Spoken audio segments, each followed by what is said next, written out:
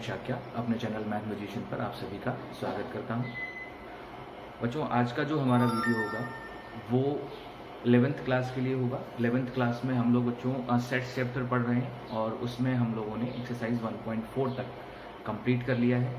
आज जो है हम आज अपने वीडियो में एक्सरसाइज 1.5 का जो इंट्रोडक्शन है वो लेंगे कि इसमें क्या क्या चीज़ें हम लोगों को पढ़नी है। ठीक है, तो आइए वीडियो स्टार्ट करते हैं। और अगर वीडियो आप लोगों को पसंद आई हो तो उसको लाइक एंड शेयर करिएगा, और जो लोग चैनल पर नए हैं वो प्लीज़ चैनल को सब्सक्राइब कर लें और बेल आइकन प्रेस कर लें, ताकि जब भी मैं वीडियो डालूं तो आपको उसका नोटिफिकेशन मिलता रहे। ठीक है, तो बच्चों देखिए, जैसे मैंने एक हेडिंग डाल रखी है कॉम्प्लीमेंट ऑफ अ सेट, कि किसी भी सेट का जो कॉम्प्लीमेंट होता है वो क्या होता है। ठीक है, कॉम्प्लीमेंट ऑफ अ सेट। तो समझिए कि कॉम्प्लीमेंट ऑफ अ सेट क्या होता है। देखिए, कॉम्प्लीमेंट समझने के लिए आपको हर सेट का जब भी आप कॉम्प्लीमेंट निकालेंगे तो आपको यूनिवर्सल सेट की जरूरत होगी। ठीक है, मैं यहां पर थोड़ी सी लैंग्वेज लिखता हूं। Let you be a universal set and A be a subset of U एक यूनिवर्सल सेट है और A जो है वो U का सबसेट है। देन कॉम्प्लीमेंट ऑफ A, अगर आप किसी भी सेट का कॉम्प्लीमेंट निकालना चाहते हैं, जैसे हमारे पास A जो है वो एक सेट है या सबसेट है U का, अगर हम इसका कॉम्प्लीमेंट निकालते हैं, A का कॉम्प्लीमेंट, याद रखिएगा सबसे पहले नोटिफिकेशन पता होना चाहिए कि A के कॉम्प्लीमेंट को किससे डिनोट करेंगे। तो किसी भी सेट का अगर आपको कॉम्प्लीमेंट निकालना है तो क्या करिए, उसके ऊपर डैश लगा दीजिए। अगर आप डैश लगा देते हैं तो ये कंफर्म हो जाता है कि ये उसका कॉम्प्लीमेंट है। ठीक है, तो हम A का कॉम्प्लीमेंट निकालना चाहते हैं तो इसका मतलब है कि हमने क्या किया, इसके ऊपर डैश लगा दिया। किस तरीके से ये डिफाइंड होगा, तो ये डिफाइंड होगा x such that x belongs to U but x does not belongs to A। अच्छे से समझिए, थ्योरेटिकल मैंने आपको लिखा है, अभी मैं एक एग्जांपल देके क्लियर करूंगा तो बहुत अच्छे से समझ आएगा कि जो कॉम्प्लीमेंट ऑफ A होगा वो होगा इस तरीके का कि उसमें x एलिमेंट होंगे और x जो होंगे वो सारे के सारे U के होंगे, लेकिन x जो है वो A का एलिमेंट नहीं हो सकता है। ठीक है, मैं इसे एग्जाम्पल के थ्रू क्लियर करता हूं तो वो बहुत अच्छे से आपको क्लियर होगा। मैं एक एग्जाम्पल ले लेता हूँ। एग्जाम्पल के तौर पर मैंने कंसीडर कर लिया, लेट U कोई एक यूनिवर्सल सेट कंसीडर कर लिया, कोई भी एक यूनिवर्सल सेट। सपोज मैंने कंसीडर कर लिया A B C D E F G H, ये कोई एक यूनिवर्सल सेट ले लिया। अगर मैंने यूनिवर्सल सेट लिया है तो मुझे अब इसका एक सबसेट लेना पड़ेगा, क्योंकि A जो था वो इसका यूनिवर्सल सेट का सबसेट था।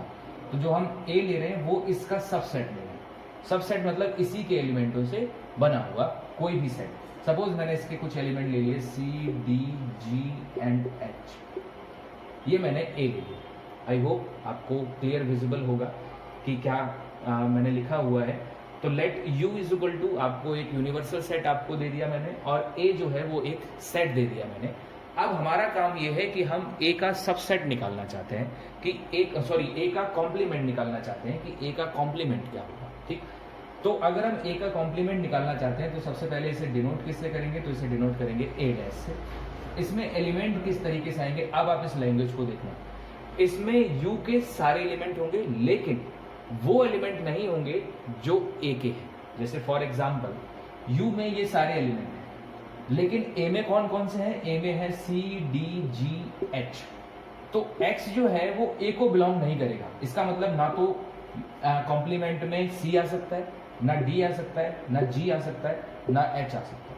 मतलब A के एलिमेंटों को, आप जितने भी एलिमेंट हैं उनको आप छोड़ दीजिए, बाकी जितने भी एलिमेंट यूनिवर्सल सेट में बच जाएंगे वो सारे के सारे कॉम्प्लीमेंट में आ जाएंगे। ठीक, जैसे A आ जाएगा, B आ जाएगा, C नहीं आ सकता क्योंकि C ऑलरेडी यहाँ है, D नहीं आ सकता, D भी है, E नहीं है तो E आ सकता है, F भी नहीं है तो F आ सकता है। उसके बाद G और H दोनों ही इसमें है तो ये दोनों भी नहीं आएंगे। इसका मतलब कॉम्प्लीमेंट में ये 3 नंबर आएंगे, 4 एलिमेंट आएंगे, A B E and F। I hope आपको बात समझ आई होगी। कि सबसे पहले आपको एक यूनिवर्सल सेट चाहिए, फिर एक सेट चाहिए, या यूनिवर्सल के लिए बोलें तो एक सबसेट चाहिए, और उसका जब आप कॉम्प्लीमेंट निकालेंगे तो उस सबसेट में जितने एलिमेंट हैं उनको आप छोड़ दीजिए, बाकी जितने बचते हैं यूनिवर्सल सेट में वो सारे के सारे कॉम्प्लीमेंट में आ जाएंगे। यही चीज मैंने यहाँ पर लैंग्वेज में लिखाई है कि जो ए डैश होगा, मतलब कॉम्प्लीमेंट ऑफ ए होगा, वो किस तरीके का होगा कि उसमें यू के तो एलिमेंट होंगे लेकिन ए का कोई भी एलिमेंट नहीं होगा, यानी कि जो एक्स है वो ए को बिलोंग नहीं करेगा। आई होप आपको दोनों चीजें समझ आ रही होंगी। कॉम्प्लीमेंट को एक तरीके से और भी लिखा जाता है, जैसे अगर मैं कॉम्प्लीमेंट लिखूं तो इसी को क्या आप ये नहीं लिख सकते हो u माइनस ए। गौर से देखना, मैंने इसको u माइनस ए लिख दिया।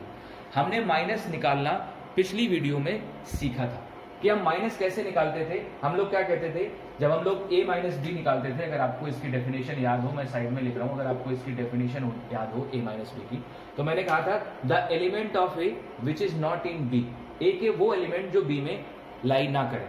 अगर मैं यहां लिख रहा हूं u माइनस ए, तो the element of u which is not in A, और यही तो इसकी डेफिनेशन है, the element of u which is not in A.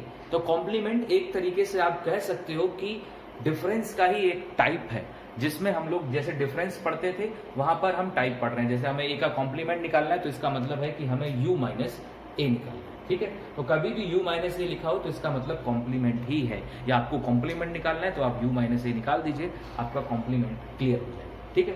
तो ये था कॉम्प्लीमेंट का introduction with theoretical and with एक न्यूमेरिकल या विद एन एग्जाम्पल। आप एग्जाम्पल के थ्रू भी क्लियर कर सकते हो, ठीक है। तो देख लीजिए, आगे बढ़ते हैं फिर इसकी कुछ प्रॉपर्टीज की तरफ। तो चलिए आगे बढ़ते हैं। जैसे कि मैंने कहा कि अब हम आगे कॉम्प्लीमेंट के बारे में कुछ और जानकारी लेते हैं। जैसे कि आप देख रहे हैं मैंने पहले हेडिंग डाली हुई है Venn diagram of a compliment of a set, कि हम कॉम्प्लीमेंट का वेन डायग्राम कैसे खींचेंगे। वेन डायग्राम में जैसे जैसे चीज़ें यूज होती चली जाएंगी मैं उनके वेन डायग्राम वहीं बताता चला जाऊंगा। जैसे मैंने प्रीवियस वीडियो में 3 चीज़ों के वेन डायग्राम सिखाए थे, एक यूनियन, एक इंटरसेक्शन और एक डिफरेंस, क्योंकि उस एक्सरसाइज में इन तीनों का ही यूज था। वहां पर मैंने कॉम्प्लीमेंट का वेन डायग्राम नहीं खिंचाया था, क्योंकि जहां पर जो डेफिनेशन आएगी मैं डेफिनेशन के साथ ही उसके वेन डायग्राम खिंचवाऊंगा। तो जैसे यहाँ पर आपने देखा कि कॉम्प्लीमेंट की हमने पहले डेफिनेशन पढ़ी और अब हम उसका वेन डायग्राम खींचेंगे।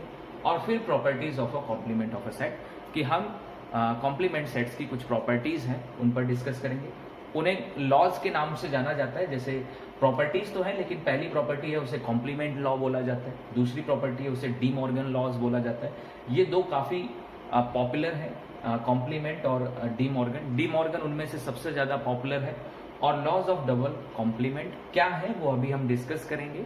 ये है प्रॉपर्टीज ही, लेकिन इन्हें लॉज के नाम से जाना जाता है।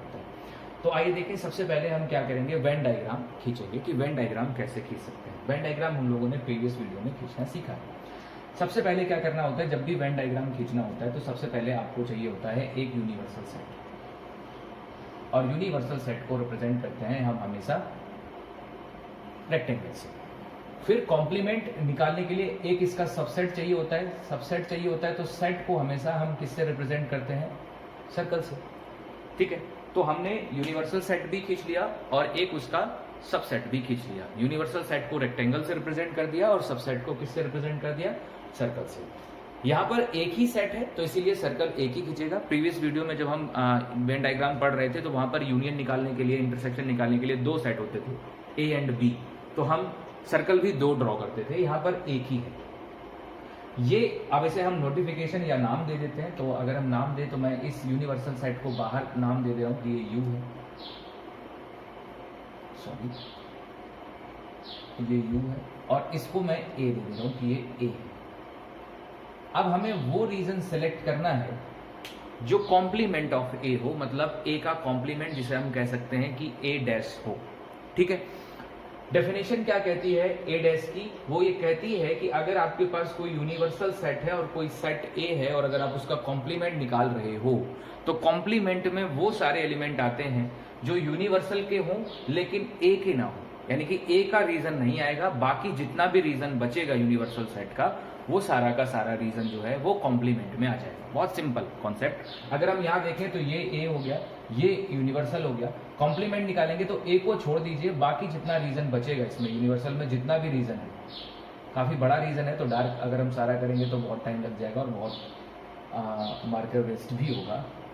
तो अगर आप यहाँ देखें तो सिर्फ आप ए को छोड़ दीजिएगा, ए के अंदर आपको डार्क नहीं करना है, बाकी बाहर बाहर ए के बाहर बाहर जितना भी रीजन है आप अगर इस सबको डार्क कर देंगे या सबको शेड कर देंगे,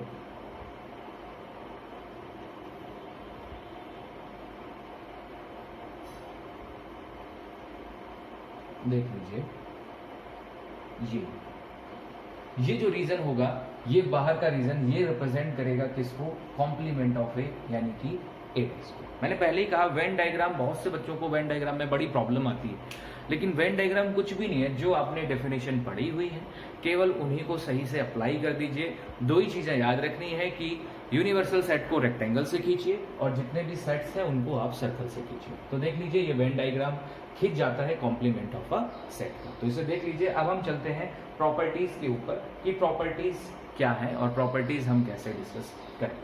आइए देखें। सबसे पहले कॉम्प्लीमेंट लॉ। कॉम्प्लीमेंट लॉ में क्या चीजें आती हैं, दो पोर्शन या दो पॉइंट है इसके। फर्स्ट पॉइंट क्या कहता है, ये फर्स्ट पॉइंट कहता है कि अगर हम ए और ए डैश का यूनियन करें, ए और ए डैश का यूनियन मतलब ए को और ए डैश का यूनियन करें तो वो आ जाता है यूनिवर्सल सेट के इक्वल। यूनिवर्सल सेट के इक्वल मैं अभी इसको एक्सप्लेन कर दूंगा। और इसका जो दूसरा पॉइंट है वो ये कहता है कि अगर हम ए और ए डैश का इंटरसेक्शन करें, इंटरसेक्शन, तो वो आता है फाई के इक्वल। ठीक, ये दोनों स्टेटमेंट जो है वो कॉम्प्लीमेंट लॉ के।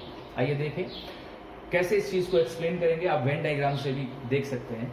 ए मतलब ये पूरा सेट, ठीक है। ए डैश मतलब इसको छोड़ के बाकी सारा। अगर हम इन दोनों का यूनियन करेंगे, यूनियन में क्या होता है, दोनों चीजों को ऐड कर दिया जाता है या एक जगह लिख दिया जाता है। तो अगर आप ए डैश मतलब ये बाहर का पूरा रीजन और इस ए दोनों को यूनियन करेंगे तो क्या पूरा यूनिवर्सल सेट बन जाएगा। और अगर पूरा यूनिवर्सल सेट बन जाएगा तो इसीलिए तो इसको किसके इक्वल लिखा गया है, यू के इक्वल। सिंपल है। सेकंड देखें तो सेकंड में क्या कहा गया है, ए इंटरसेक्शन ए डैश। ए ये रहा और ए डैश जो बाकी हमने सेट किया है वो। इंटरसेक्शन का मतलब होता है कि नहीं दो सेट्स में जो चीज कॉमन है वो इंटरसेक्शन में रखी जाएगी। आप गौर से देखो ए और ए डैश में आपको कुछ भी कॉमन नहीं मिलेगा क्योंकि ए डैश में ए का कोई भी पोर्शन नहीं आता है। तो बिल्कुल दोनों सेपरेट चीजें हैं और अगर दोनों में कुछ कॉमन नहीं मिलेगा तो उसकी वैल्यू कितनी होगी, फाई मतलब नल सेट। आई होप दोनों स्टेटमेंट आपको क्लियर हो गए होंगे। चलिए आगे बढ़ते हैं। अब हम चलते हैं अपने नेक्स्ट जो लॉ है हमारे पास वो है डी मॉर्गन लॉ। तो डी मॉर्गन लॉ क्या है, आइए उनके बारे में डिस्कस करते हैं। तो ये है हमारा डी मॉर्गन लॉ। इसमें भी दो पार्ट हैं।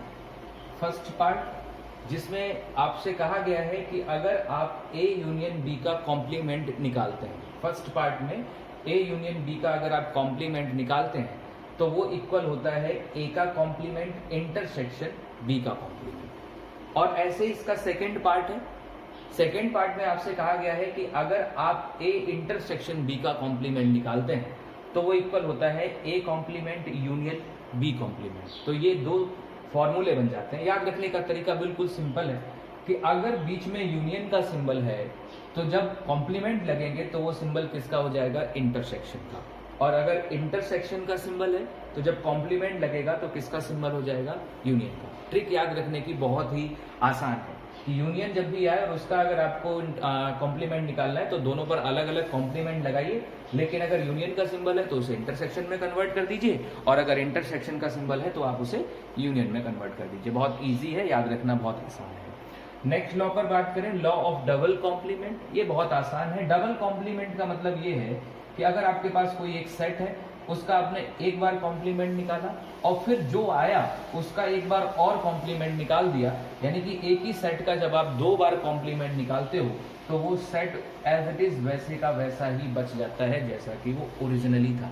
तो इसको हम लोग बोलते हैं डबल कॉम्प्लीमेंट। बहुत आसान है, इसलिए मैंने कहा था कि इसमें जो डी मॉर्गन लॉ है वो थोड़ा सा ध्यान देने वाला होता है। बाकी कोई भी लॉ ऐसा नहीं है जो ज़्यादा ध्यान देने वाला हो, एक ही बार में समझ में आ जाता है। तो अगर हम किसी भी सेट का डबल टाइम अगर हम कॉम्प्लीमेंट निकाल देंगे तो सेट दोबारा से ओरिजिनल वही आ जाएगा। तो ये हो गए आपके कुछ लॉज या कुछ प्रॉपर्टीज जो हम लोगों को इसमें सीखनी है। एक चीज़ और मैं यहाँ पर समझा दूँ, वैसे तो वो समझाने की ऐसी कोई इतनी ज़्यादा ज़रूरत नहीं है, फिर भी मैं समझा देता हूँ।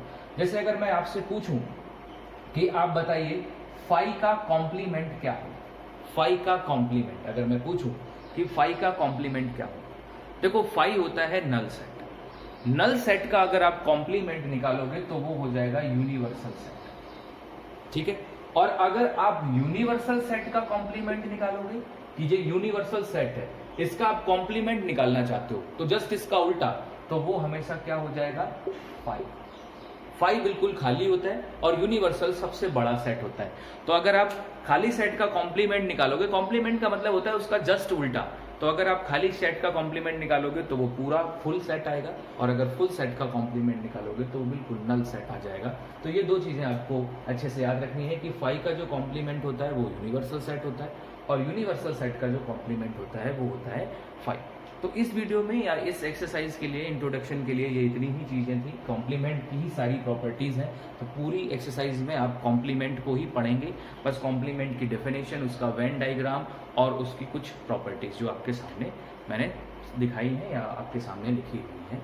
तो इस वीडियो को हम लोग यहीं रखेंगे। वीडियो अगर आपको पसंद आई हो तो इसे लाइक एंड शेयर करिए, चैनल को सब्सक्राइब करिए। हम लोग मिलेंगे नेक्स्ट वीडियो में जिसमें हम लोग एक्सरसाइज 1.5 को कंप्लीट करेंगे। तो आज के लिए यहीं पर छोड़ते हैं। Thanks for watching my video.